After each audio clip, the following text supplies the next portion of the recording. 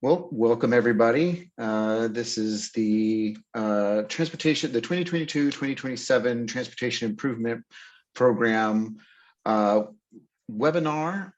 We welcome everybody. We have just a couple of things to go over before we get started.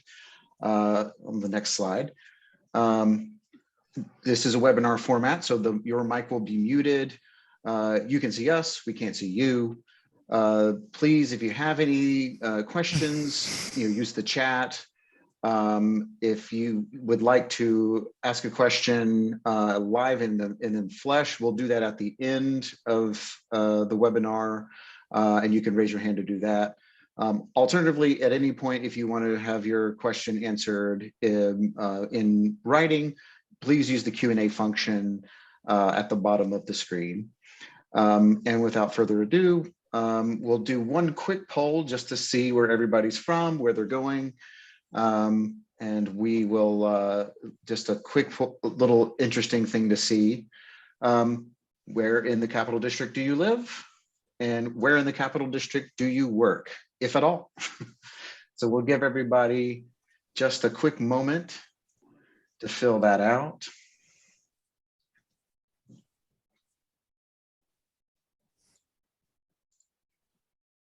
We see, all right, folks are filing in. For those of you who just joined us, just a quick poll. Where do you live in the Capital District? In which county? And in which county do you work, if at all, of the CDTC's 4 counties?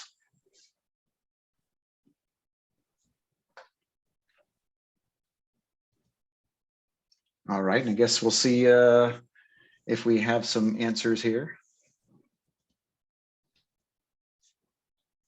All right, so Albany is representing.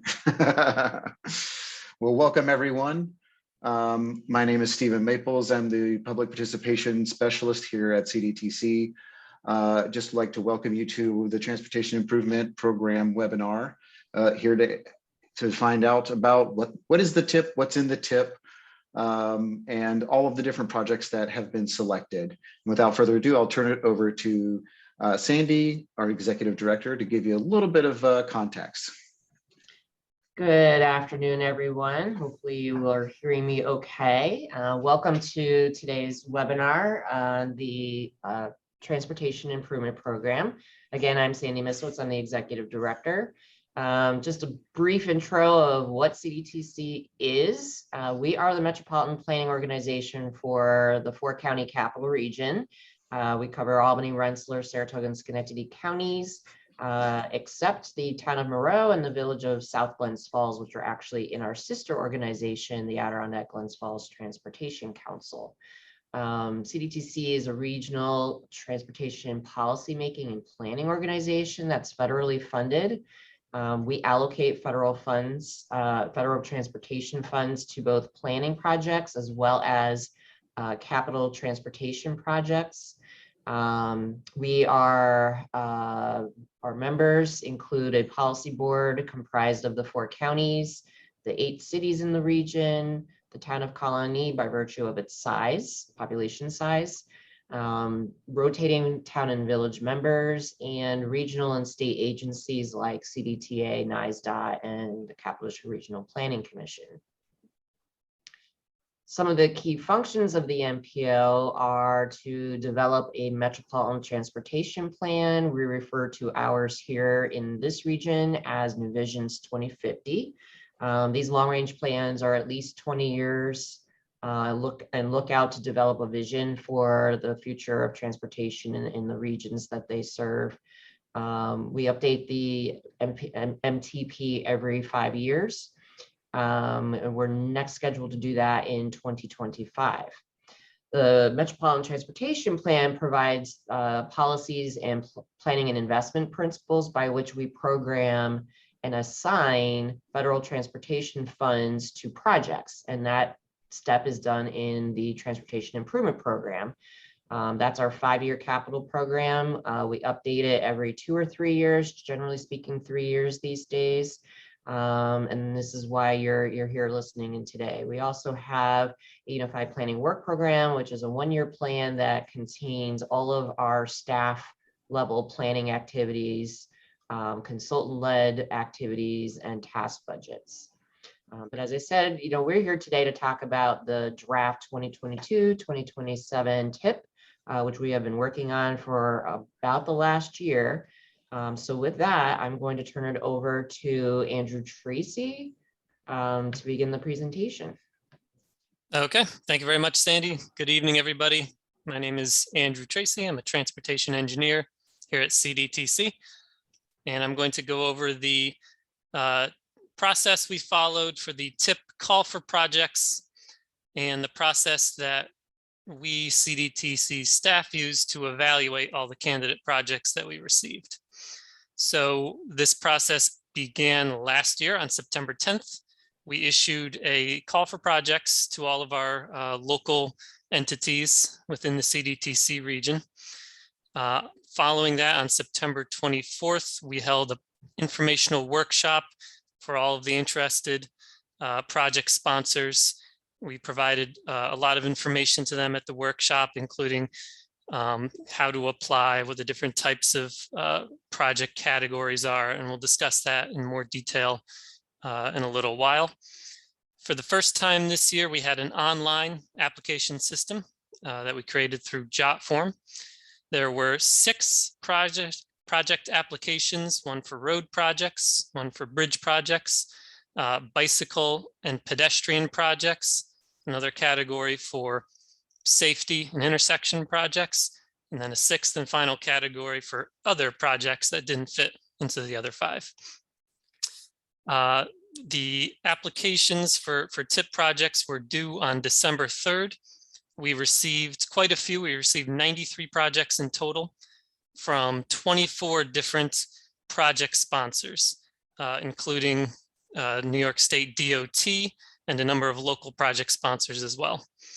Notably, the total funding request was $432 million, which was a lot more funding than we expected to be available.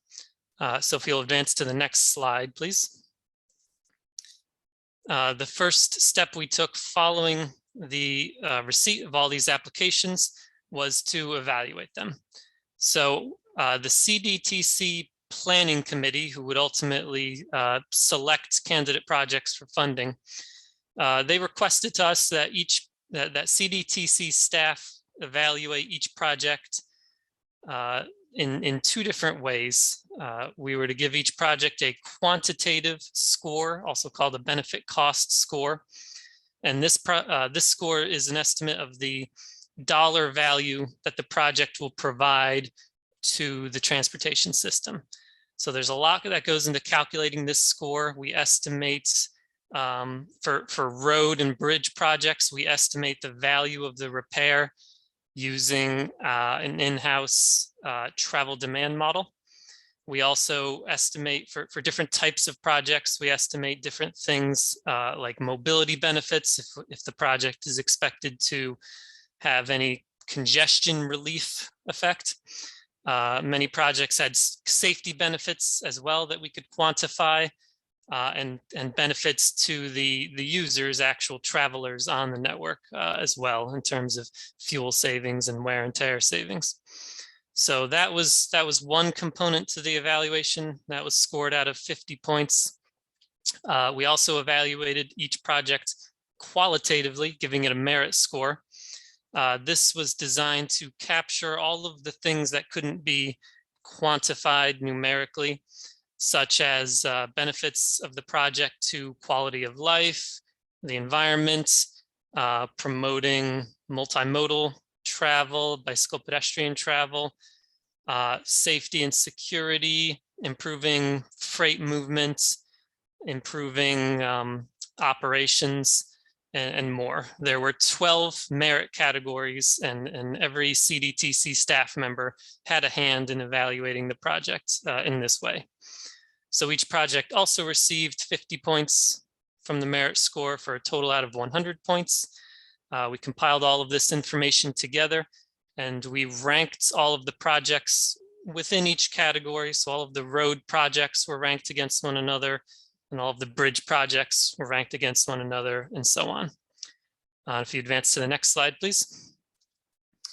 All of this information, all of the project evaluation information was passed along to our planning committee, which is comprised of local planners, engineers from many local and state agencies. And the planning committee used this project evaluation information to help inform the project selection. So CDTC staff, we prepared an online map showing the location of all 93 candidate projects. We prepared project fact sheets. There's an example there on the right. And we prepared summary tables as well, summarizing all of this information. Planning committee also requested that we provide funding targets that were derived from the last TIP update that we did 3 years ago, to use as rough guides to determine how much funding ought to be divvied up between each project category. So planning committee met a series of times this year throughout April and May to review all of this project evaluation information and to select a list of candidate projects for funding that fit within our budget. Planning committee also considered additional factors such as geographic balance. They wanted to spread the projects out. New York State DOT has a commitment to spending a certain percentage of funding on preserving roads and bridges. So that was considered as well. And also each project sponsor, had their own priorities for which projects that they would prefer to advance. So those were considered as well. So all of this information was considered by the planning committee at a series of meetings, and ultimately they prepared a candidate list of TIP projects to receive federal funding. So I'm going to turn things over now to my colleague, Jacob Beeman. He's going to discuss how we arrived at the funding estimate, and he's going to also show you all of the projects that were selected in the draft TIP by the planning committee. Thanks, Andrew. As Andrew mentioned, my name is Jacob Beeman, transportation planner here at CDTC. And I'm going to go over kind of a high-level summary of how we built the TIP, the final funding summary, and also go into a little bit of detail on some of the projects that were selected. So to start out, really the first big piece to building the TIP is identifying how much money that we have to program new projects. So at CDTC here, we call those our planning targets, which is essentially just our 5-year budget for the TIP.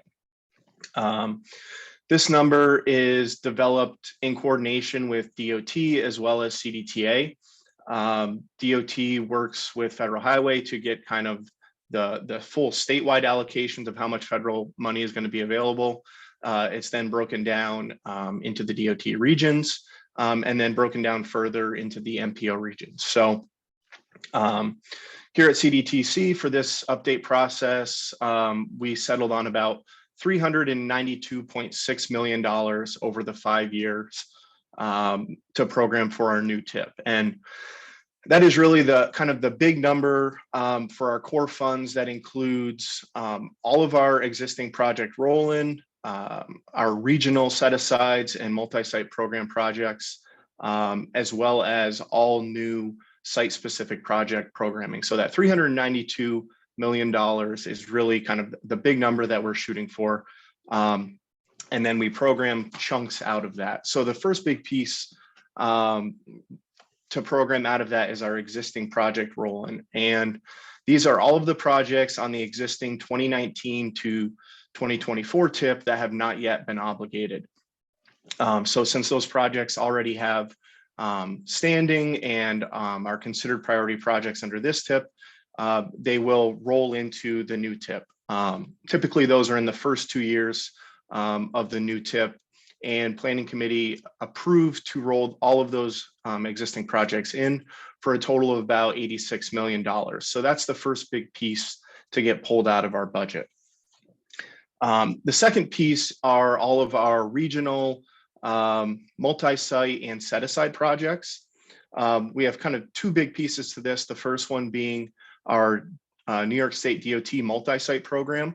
DOT uses federal funding on the tip to kind of manage some of their region-wide maintenance programs. So that's pavement maintenance, bridge maintenance, as well as guide rail improvements, striping, signage. And like I said, so these are kind of small projects that exist across the region that don't really warrant a full tip project. So DOT requests this funding in kind of a block setting. But actually, so within this one line that you see here of 96 million, there's actually, I think, 8 or 9 different kind of regional projects that address those specific areas like pavement, bridges, guide rails, et cetera. So again, DOT requested about $96.5 million for their multi-site program. And the planning committee approved that funding. So that's the second big piece off the top. Next regional project that we have is our CDTA bus rapid transit set aside. So CDTA receives transit specific funding through the TIP, but historically at CDTC, we've also provided some highway specific funds to be transferred over for transit projects, and specifically the bus rapid transit network. So in this TIP update, CDTA requested $17.75 million over the 5-year program to go towards designing and maintaining the bus rapid transit network in the region. And again, the planning committee approved that funding. So that leaves us with about $192 million left out of our total budget to program towards our new site-specific projects. Next slide, please. So quickly, I guess I'll just kind of pick up where Andrew left off. So Andrew mentioned how we developed a series of project fact sheets and kind of summary tables for our planning committee to help them identify new site-specific projects to be included on the TIP. And really, those are provided purely as a baseline. We're able to show which candidate projects kind of rise to the top within each project type. But ultimately, the final decisions of which projects are included on the TIP are determined by planning committee members through as Andrew mentioned, a series of meetings where they're working together to kind of identify different regional priorities or local priorities, as well as working with the boundaries of our budget, and also kind of smaller budgets within that big number on individual funding type limitations. So again, really, our in-depth evaluation process serves as a starting point. And it's really through a lot of coordination that our planning committee members are able to identify the final list of projects. So as I mentioned, so our budget was about $192 million left for site-specific projects. And we programmed about $191 million of new projects. And that's over 47 different projects. We also were able to program projects also from DOT, but as well as 17 different local project sponsors. So we really want to point that out to make a point that we were able to really provide funding to a lot of the different municipalities within the region and really able to spread that funding around. One of the big things on the chart on the right-hand side, this is just a breakdown of all of that new TIP funding by project type. Big takeaway here is that you'll see the majority of the pie, about 86%, is made up of bridge and pavement preservation and reconstruction projects. So the large majority of all new site-specific projects were bridge and pavement projects. Next slide. So the final piece to kind of building the TIP is the transit fund sources. excuse me, I'd mentioned earlier that we have the CDTA bus rapid transit set aside, but the majority of the transit funding on the tip comes in kind of transit specific fund sources that really our other project sponsors, local municipalities, DOT don't really have access to. So they don't really kind of compete in the same way. We don't evaluate these projects with our qualitative and quantitative methods like the site specific projects.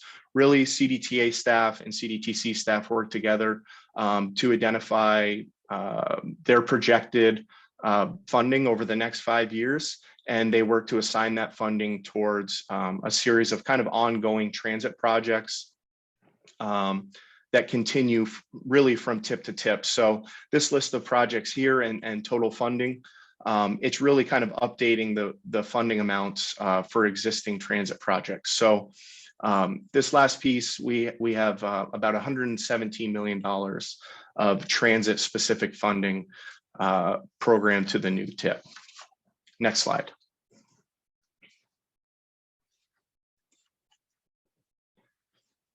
So with that, that's kind of the full tip. So in the previous chart that you had seen, really that was just a breakdown of the new site specific projects. But here we can see kind of the pie charts for the big picture.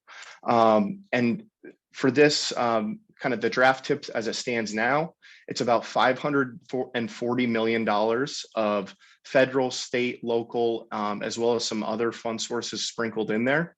And again, this includes all of the projects that have rolled in from the previous tip, all of our regional set-asides, and all of our new site-specific projects, and all of that transit-specific funding. So on the left, if we look at the breakdown by county, we actually see a large majority of the funding goes to kind of region-wide projects, and that's those DOT pavement and maintenance set-asides, BRT, as well as all the transit dollars. From there, we have Albany County gets about a quarter of the funding, and then the remaining 3 counties are about 10 to 12% of total funding. On the right, again, this is the breakdown by funding type. So we've added in transit projects, which get about a quarter of the total funding. And then again, a big takeaway here is that pavement and bridge preservation and reconstruction funding. It's about 60% of total TIP funding when you're looking at the TIP in the total big picture. Next slide.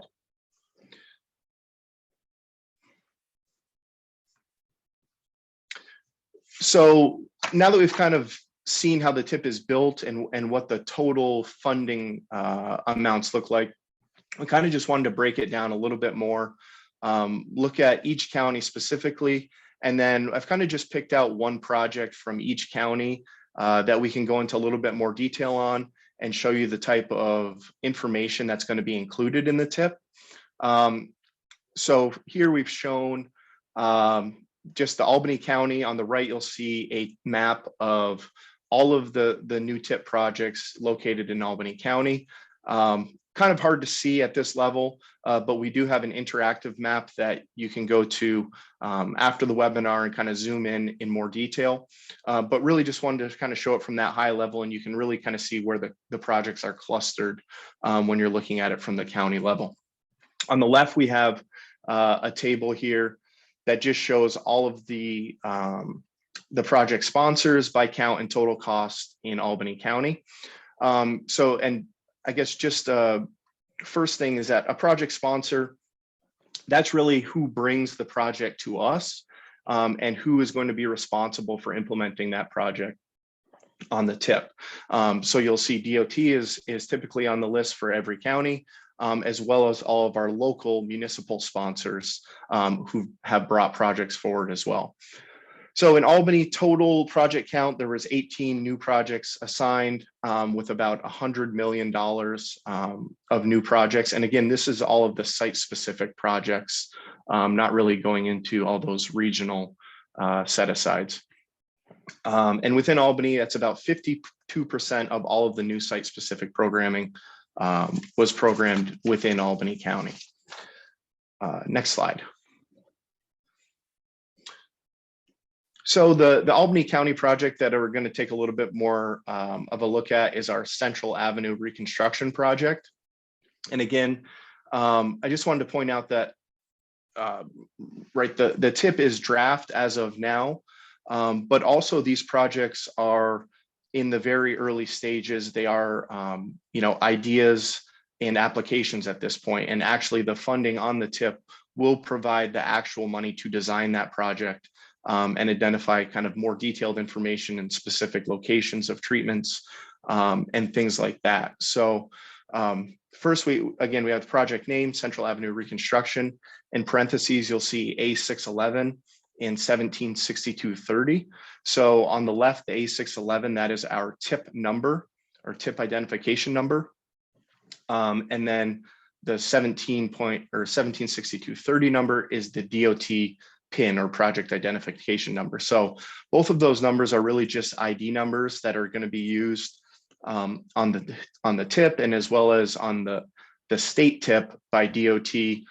So really, if you're ever looking for projects, either one of those two numbers should be listed side by side. That'll help you identify certain projects. Again, project sponsor, that's who really brought the project application to us, and in the long run is going to be responsible for implementing the project. Project description for this one is resurface the pavement and implement road diet and bicycle pedestrian infrastructure along Central Avenue. This project was really brought to us to address some safety concerns that the city had along this corridor. Oh, go back. This project was brought to us to identify or to rectify some safety issues along this corridor. The project limits from North Allen to Henry Johnson Boulevard. And the total project cost is $5.973 million. This project is expected to begin design in 2024 and begin construction in 2025. So again, those are all pieces that are identified in our tip listings that we'll get into a little bit later. But just wanted to go into this project. And again, we're going to go into one project in each county to give you all a little better idea of what's listed. Next slide. So Rensselaer County, much fewer projects. We have four new projects programmed in total with about $18.5 million in cost. A big reason of that is that out of our 93 candidate projects, we actually had very few that were even located in Rensselaer County. There's also quite a few projects already in Rensselaer County that kind of roll into the new tip. That's why if you actually look at the breakdown of the total tip, they have about a similar percentage of funding as Schenectady and Saratoga counties. And so this is about 10% of new site-specific funding was located in Rensselaer County. Next slide.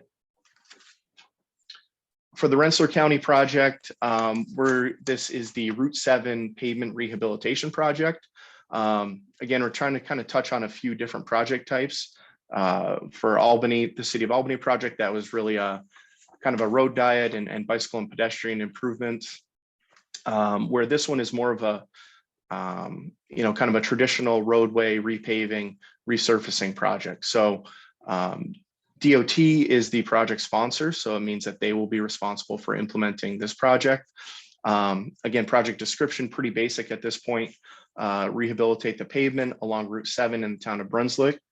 And then project limits from Route 278 to the Tom Hannock Reservoir. Total project cost $12.7 million and a total project length of 5.7. Actually, so the CL is centerline miles. Forgot to point that out on the last slide. This project is expected to begin design in 2025 and begin construction in 2027. Next slide. Saratoga County, total project count of 14 with about $34.6 million programmed of new projects. And that was about 18% of new site-specific project funding. Next slide. The Saratoga County project that we're going to look at here in a little more detail is this is going to be kind of a unique project. in the sense that it's for design only, and it's going to have some relations to other projects that are coming down the line. So we wanted to touch on this one to kind of give an idea of how the tip kind of is a moving document, and can, new funding can come along and kind of supplement existing projects. So the project name for this one is the Zim Smith Northern Trail Extension. This was brought to us from Saratoga County, and the description of this project is to design the northern extension of the Zim Smith Trail from Oak Street in Ballston Spa to the Saratoga State Park.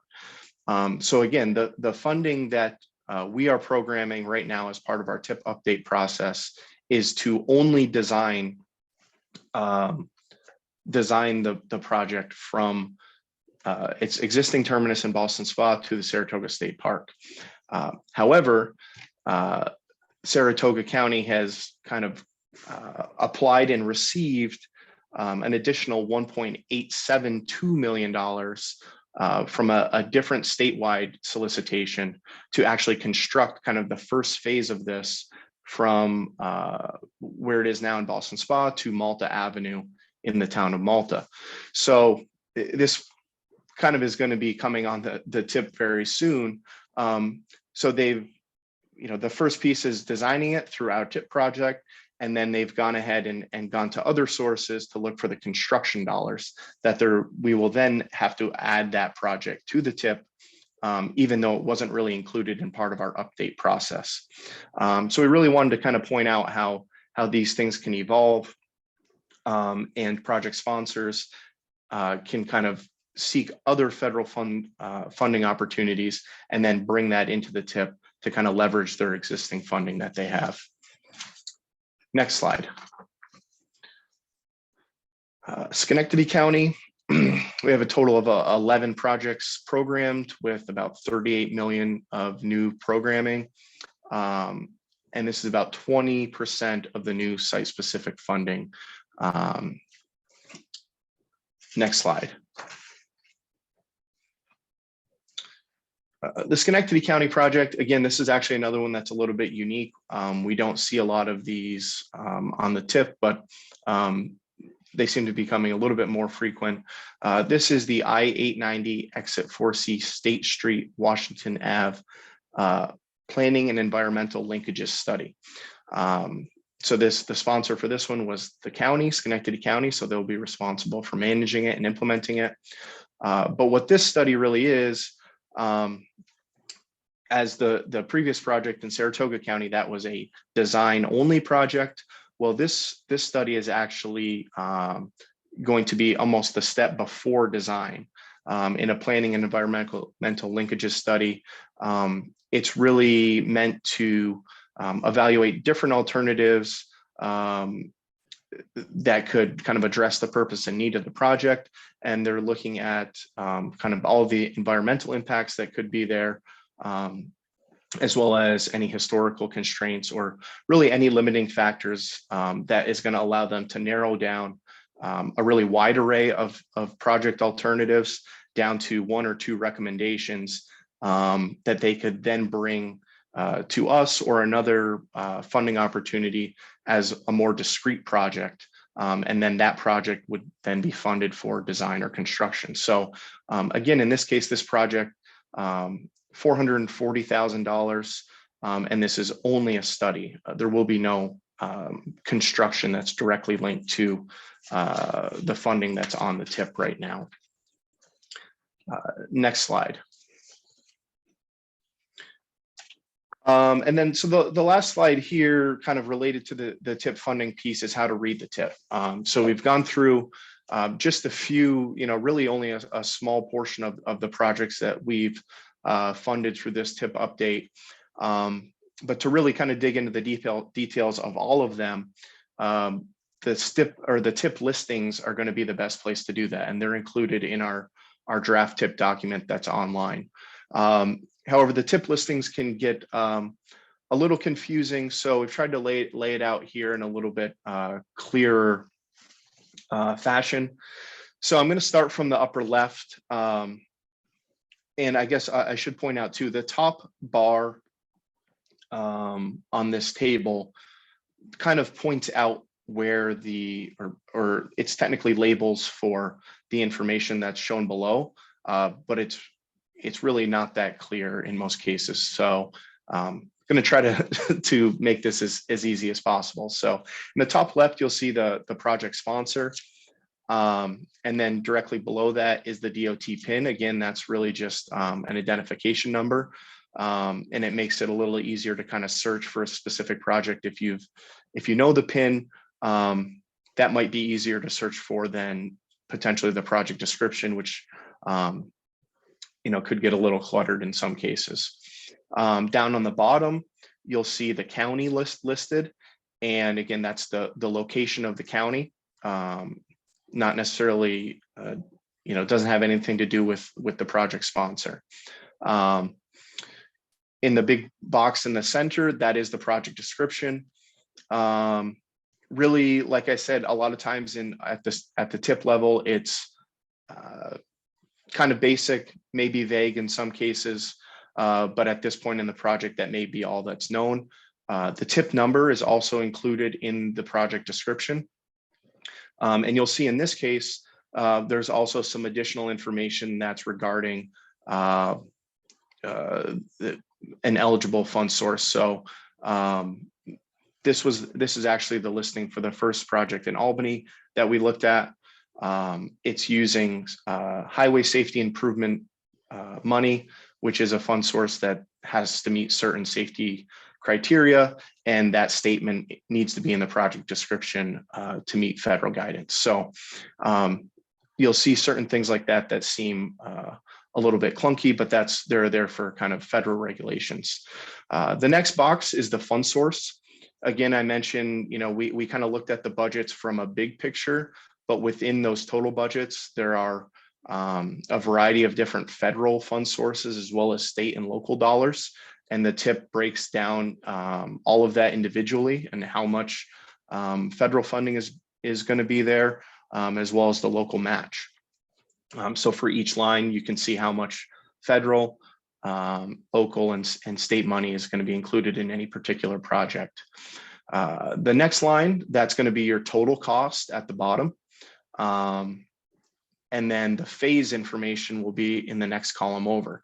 Again, we mentioned that most of these projects are going to have funding for design and construction, as well as right-of-way acquisition in some cases.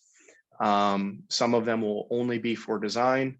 Some may only be for construction, but it's going to be a small portion will only be for those phases. But this will allow you to kind of determine when a specific phase of a project is expected to start, and what the expected cost of that is. So all the way to the right, this is really where you're going to get the information on when to expect to see a project starting, design or construction. These are in federal fiscal years. So the federal fiscal year starts on October 1st. For instance, you'll see here, starting October 1st, 2022, that's when federal fiscal year 2023 starts. So there is a small overlap of the calendar year that could be associated with the previous federal fiscal year. So it can get a little confusing. But for the most part, if you're seeing it starting in a federal fiscal year, you can assume that it's going to be either starting in October of the previous year or that actual calendar year. Next slide. And be happy to answer any questions about this when we get to the Q&A. So finally, for the draft tip projects, again, we just kind of scraped the surface of really what's out there in terms of projects. Just went over how we could read the tip listings, but we also have a variety of other ways that you can kind of dig deeper into what's on the tip. One of them being this interactive tip map. So, we were able to see kind of the maps from a high level by county, but we have an online tool that's actually going to be really great if you want to just search around in, areas that you're interested in, where you live, where you work. where you travel, zoom in, see what projects are on the draft tip. You can click on them for more information. It'll bring up our project fact sheets, how we evaluated them, more details on the project. And then you could cross-reference that and take a deeper look into the tip listings to see, all of the cost information that's there as well. So that is all I have for the tip funding piece. And I'm going to pass it on to Chris Bauer to talk about our air quality conformity in the tip. All right, thanks, Jacob, and good evening, everyone. My name is Chris Bauer, and I'm the Director of Transportation Planning here at CDTC. And we're going to shift gears just quickly and talk about the air quality conformity process. Per federal regulations, every time we update or adopt or update the TIP, we also adopt an updated air quality conformity determination document. And the purpose of that document and the process is to ensure that new projects do not have an adverse impact on air quality.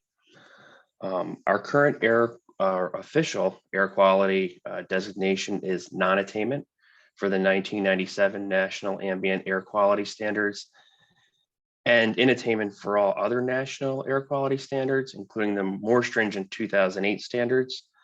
For those of you who might have an interest in environmental law, this is what is referred to as an orphan area, air quotes, which was a term coined in the legal arena as a result of the precedent-setting South Coast Air Quality Management District versus EPA case in 2018. Next slide, please. If you'd like to view the air quality conformity document, you can do so by visiting the link shown, which I'll also copy into the chat after I'm done with my slides here. Or you can go to our website, cdtcmpo.org, excuse me, then transportation plans, then 2022-2027 TIP, then air quality conformity document. Next slide, please.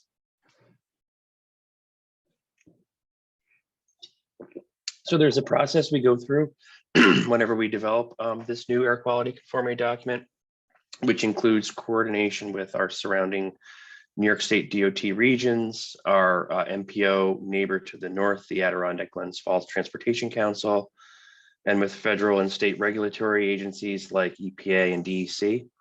Right now, we are currently in the 30-day public review phase of the process, which started on June 24th and ends next week on July 25th.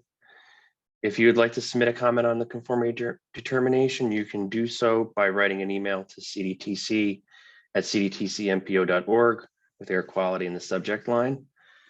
After the comment period ends, we'll address any of the comments that we receive, and then we'll formally adopt the conformity determination with the new TIP. So that is just a brief overview of the air quality conformity determination process. And I'm going to turn it back over to Jacob to discuss the next steps, I believe. Thanks, Chris. Yeah, so quickly to wrap up, just want to go over the tip schedule and our next steps. So the draft tip was released for public review officially on July 13th. And right now we are in the public comment and feedback period, having webinars like this and a few other events to come that I think we're going to talk about in the next few slides. August 3rd is really the next big deadline. That is when our planning committee meets again.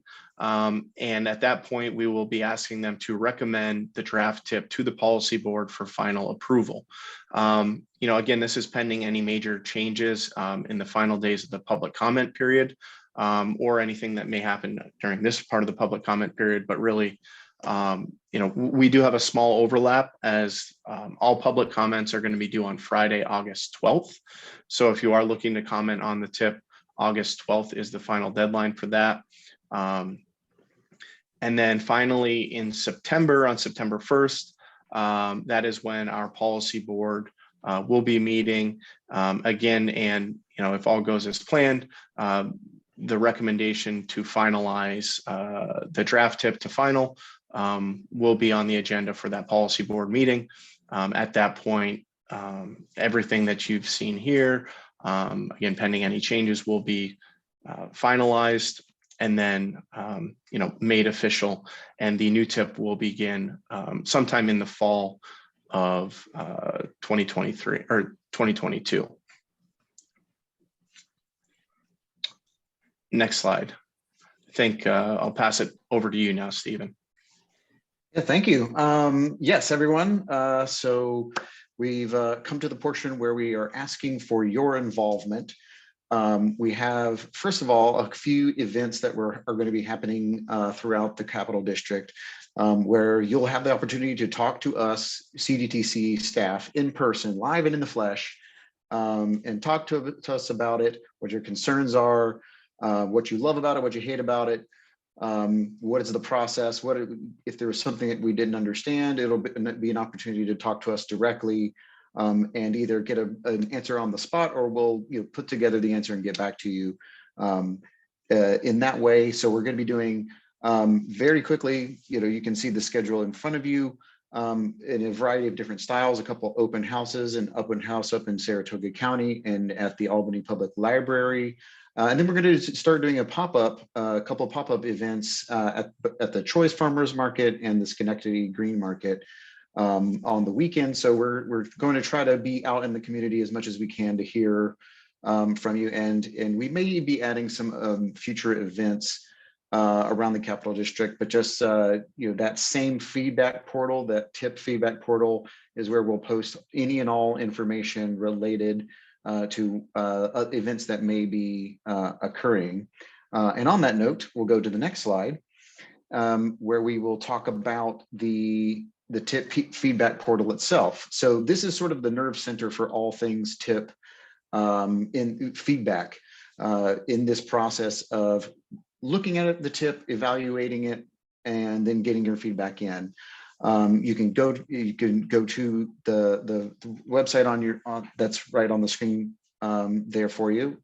Look at all the documents, look at that map that Jacob was talking about, find those details. You'll be able to view this webinar once we've finished it, and maybe do some light editing. Then we'll throw it up onto this page as well. If you need to go back and what did he say about that? It'll all be there for you. Then most importantly, we want to hear from you. The feedback portal, the main section of it is we want to understand what your priorities are, what your values are, how you evaluate the tip in its entirety. And then there will also be a section if you have thoughts about specific projects that are included in the tip, or you want to go talk about something about the process. There will be a section right at the bottom for you to tell us what those thoughts are. We just ask you to be as detailed as you can so that we can target our response to that. And I will, let's see, I'll try to drop that link into the chat in just a moment. At this point, we wanted to see if anyone had any questions for us that you would like to ask live, or if you have any further questions that you could want a text answer, you can drop it in the Q&A as well. We'll give everybody just a moment to see if there's anybody that has a question. And in the meantime, we'll just say thank you all for coming, for taking time out to engage in this incredibly important issue of the tip, this document that distributes a lot of the federal money in the Capital District that is going to shape the future of transportation in the Capital District. And I think for one final farewell, I'll pass it back to Sandy, and we'll make sure to follow up with everyone's.